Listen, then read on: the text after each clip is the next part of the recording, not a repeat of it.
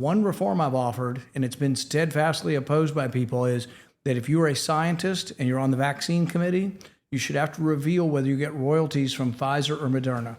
And Anthony Fauci's response was, the pandemic is like another war on the pandemic or on the virus. Spending went through the roof, the economy was shut down. But really it became, and this is the thing I blame Fauci mostly for, it became about submission. Yeah. It wasn't the science. The left would say, follow the science, follow the science. But it turns out virtually everything he told us wasn't true. Yes. The masks didn't work at all, particularly the cloth masks. So when they told, if you were 75 years old and your spouse has COVID and they tell you to wear a cloth mask and go in to feed her, they've told you the wrong thing to do. They've told you something unhealthy to do. Now you're going to get COVID. Maybe you die. It's the wrong thing to do.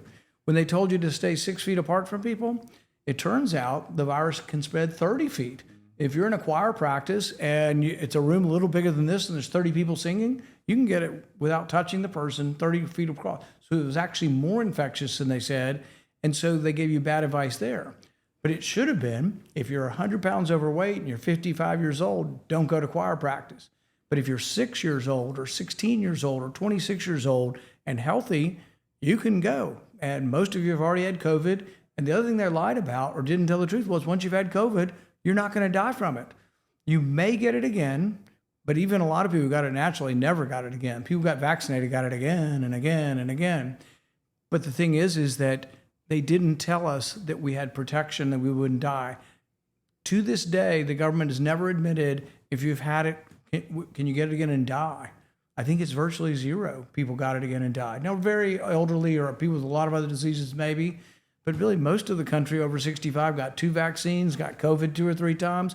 They're not going to die from it now. And they should tell us the truth so you know what to do. Crisis is a subjective position. It wasn't a crisis for everyone. It wasn't, well, as the Chinese saying outlines, it was an opportunity. The people for whom it was not a crisis have no motivation not to generate a permanent state of crisis. And I think that what we're entering into, and perhaps have been in since 9/11, is a successive crises used to legitimize opportunity. Well, the Chinese may have first said it, but then Rahm Emanuel famously repeated it, let no crisis go to waste. A crisis is a time when government can consolidate power. The Patriot Act, which reminds me of how when something is named something, you get the opposite. So almost every name of legislation, you have to look beneath the surface to find out that the Patriot Act is the most unpatriotic of acts, that it took our freedom, that it invaded our privacy. But you're right, ginning this up. So for example, the COVID vaccine. Do we need it now? Does anybody need it? I think probably no one needs it. Yeah. Now, I don't want to say no one because there might be some debilitated people who are very sick who it might be recommended. But I will say, is there a self-interest in the vaccine manufacturers to have it on a list and to require it for children?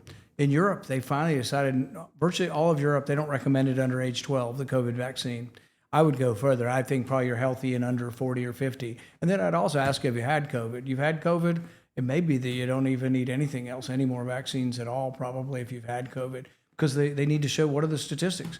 But what do you think Moderna's position is? What do you think Pfizer's position is? They are self-interested. So one reform I've offered, and it's been steadfastly opposed by people, is that if you are a scientist and you're on the vaccine committee, you should have to reveal whether you get royalties from Pfizer or Moderna. Oh my God, people are resisting that. Simple? Yeah, and I haven't got it passed yet because people will object to it, mostly on the Democrat side. But I continue to try to get to, all it is a reporting request. Tell us if you work for these companies. Tell us if you get any money. And Anthony Fauci's response was, the law says we don't have to. Oh my God. And my response to him is, I will change the law. And by golly, I'm continuing to fight, and I will eventually get the law changed. Most coffee, all it does is it helps you to organize a stool in that inward back pocket you call the butt.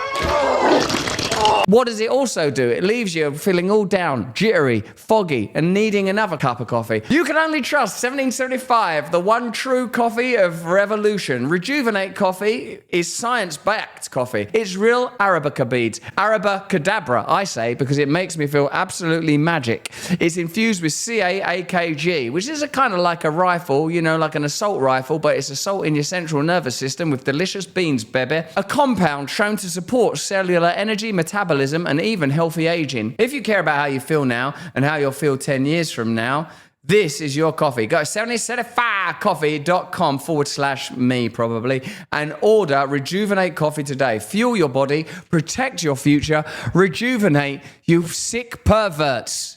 Thanks for watching the video. Have a look at this one over here or join us Monday, Tuesday, Wednesday, Thursday on Rumble.